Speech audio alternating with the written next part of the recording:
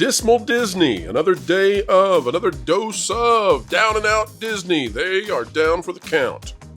You've heard that so many times on so many channels, including this one, as we continue to analyze a company in literal freefall. But folks, what is Disney getting right? Is there anything, and can we say anything positive about the direction of the Bob Iger company? Today, we're examining that. So, put on your shades, because we're bringing the sunshine and trying to figure out, is Mr. Bluebird still there?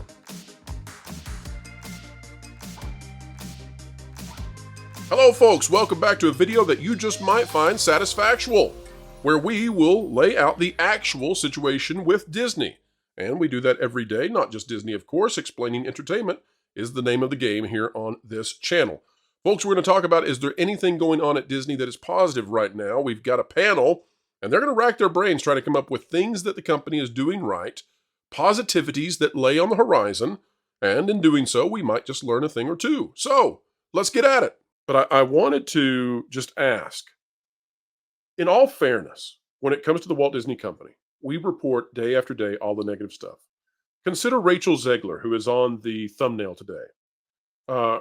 Rachel Zegler has put Disney in an awful spot. The Snow White movie almost certainly cannot make a profit. Zegler herself probably just diminished in screen time. But you look at Marvel, we're reporting basically the same thing in Marvel. You look at Star Wars, we're reporting basically the same thing with Star Wars, the Rey movie, The Mandalorian, now being retrofitted into a movie. We go to the parks and we look at Splash Mountain and we just can't believe how awful it looks compared to the concept art. It seems like in every single facet of the company, you look and it's the exact same disease that's destroying it.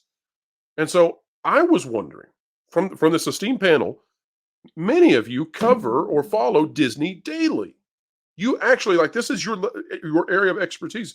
At least for Jonas and Culture, this is something that you pay very close attention to. What is there positive on the horizon that we can look forward to? Is there anything in this company that is exceeding, excelling? Is there anything that is a future success that perhaps this channel and other channels similar that we're missing? Guys, rack your brain for a moment and tell me, where is the win? I'm going to knock out some very small things very quickly that are not really of interest from a YouTube title thumbnail combo standpoint. Boy, talk about letting the air out of them before you put them on the screen. All right, go for it, Jones. What do you got? I mean, it's quick. It's quick. First of all, Jeremy Darish and James Gorman joining the board of the Walt Disney Company. Those are good, solid things that they're doing, and bringing in Hugh Johnston to be the CFO of the company. These are all good choices.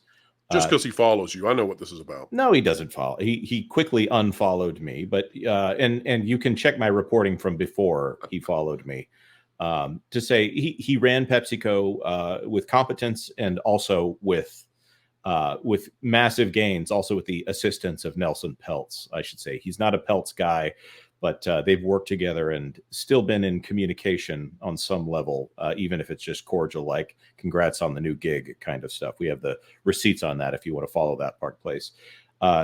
Gorman led a CEO succession process at JP Morgan. He's at Morgan Stanley. JP Morgan, completely separate company. It's just coincidence that this guy's name is JP Gorman.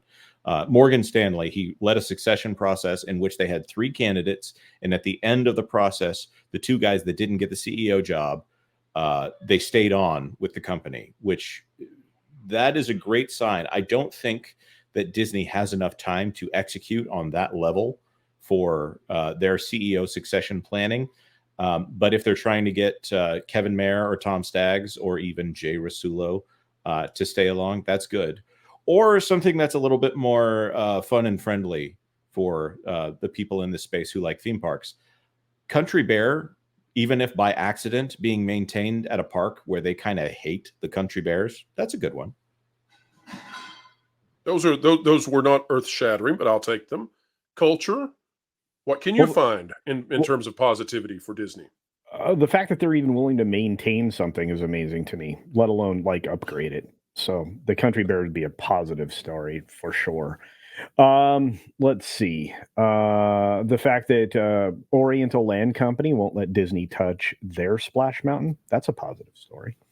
The problem is I'm very cynical now. There aren't any films in the slate that I can think of offhand that look like they're promising. You know what? I take that back. It's promising that they're willing to rewrite Fantastic Four for the fourth time. It's promising that they're willing to scrap a movie that they shot called Captain America and start again from scratch and spend, I don't know, $600 And you're million. not being facetious. You really No. mean this. It is positive No. that they're actually Yeah, scrambling with these things. It's positive that they looked at what they were doing with Daredevil and said, "This is the wrong direction. We're gonna scrap the 4 episodes we've shot in their entirety. We're going to scrap the story entirely, and we're going to start again." So those are positive signs. It took them an awful lot of wasted money to get there. I can't imagine what their ROI will be on any of these things, if there is any to be considered, because I don't see how they win here, but we might win. And again, that's the casino I operate. I'm trying to get us to win all the time, guys. That's my culture casino. Culture, when you Put look it at the all on company, black. there's like a unified failure across so many domains within this massive corporation, and it's all very similar.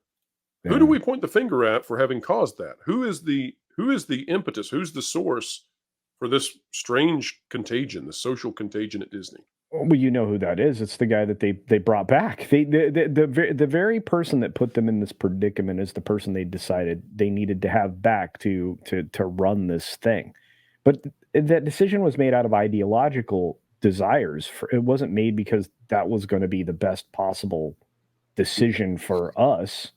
They were like, how could we not lose ground on our political messaging? That's how we ended up where we are with this. There were 2 hires right at the start of Bob Iger's campaign. Actually, 3 hires if we want to lump in John Lasseter and Ed Catmull together as one hire. Yeah. And also Alan Horn, who had just been fired from Warner Brothers for the stupidest of reasons, because he was old. Yeah. They fired him because he was old. And they just brought him back as a special consultant, like the minute he was done at Disney. Right, the guy who got them Harry Potter going. You got to walk that one out the door. And then you can look at what WB had after that. Of course, the completion of the 8 books in the Harry Potter series. Potterheads are cringing as I say that. So you've got this triumvirate of amazing talent here with Ed Cal. Yes, you can milk a wizard. Apparently, you've got. I'm sorry, I'm so distracted by whatever went on with your camera culture. You've got John Lasseter that is basically responsible for the resurgence at Disney Animation. You have the purchase of Marvel and Kevin Feige getting all the credit here for a studio that has been overseen by Ike Perlmutter and Alan Fine. We don't hear that name very often. Alan Fine was also a producer in charge of those early stage Marvel movies. And then somewhere around 2015, Ike Perlmutter gets walked out the door, and we see a slow decline start with the Marvel movies. And somewhere around 2018, we see John Lasseter walk out the door. Ed Catmull retired at some point. He's still doing stuff. But apparently these 3 pillars of the company were enough to hold up whatever Bob Iger's management style was. They were a shelter there to prevent whatever his management style does to a company. This nice, shiny, smiley, politically safe guy is now starting to get more and more threatened. The quality is going down, and eventually the box office catches up with it. And here we are now. Sorry, this was supposed to be positive. The thing that brought them back out of the slump that they were in, and it wasn't even that bad of a slump looking back, was that they bought Pixar, or they bought Marvel, or they bought Star Wars. Well, no one out there right now is a small independent company that is able to be bought up. So you could look at Studio Ghibli and say, okay, we could buy them. Well, too late.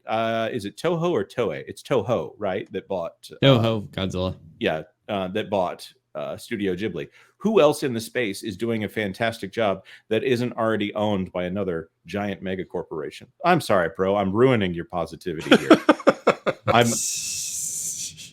don't know, Jonas. Maybe they'll pick up Has-Been from Amazon. Oh, or maybe they could pick up E1 Enter. Oh wait, never mind. Yeah, well, but in terms of positivity, folks say, "Well, Pro, why don't you run more positive videos on Disney?" And it's like, well, I don't know how many views I'm going to get on a video about changing out the animatronic frames for the Country Bears. I don't know that that's a high level interest. Culture disagrees. No, I mean, okay, I'm a nerd when it comes to animatronics, so I'm going to be like, well, it's very exciting, except I'm afraid, and this is the problem with modern Imagineering at Disney right now, they don't have enough people that are going to recognize all the pitfalls they're falling into with that, because these frames that were originally constructed for these animatronics are far too heavy for a lot of modern actuators that are electrically operated. So we could go on for hours about just how soon they're going to have to be back in maintenance. But hey, maybe we'll do a video. Folks, you've heard it. Special live stream coming just on the actuators and servos for the Country Bears. This will be at 2:30 a.m. Eastern, by the way. That's right. And anybody who's ever built an animatronic, raise your hand. Okay, and anybody who's ever had to service one that's broken, raise your hand. And folks, without further ado, we have come to the end of yet another video of excellence here on the channel. What a joy it is that you elected to share your time with us. It is greatly appreciated. An attitude of gratitude each and every time you click and you stick around for the rest of the video. All right, folks, like, share, subscribe. When you click it, you stick it to the algorithms. It's the notification bell, and drop a comment on your way out, please. And folks, wherever you are and whatever you're doing, keep learning, keep growing, and keep having fun.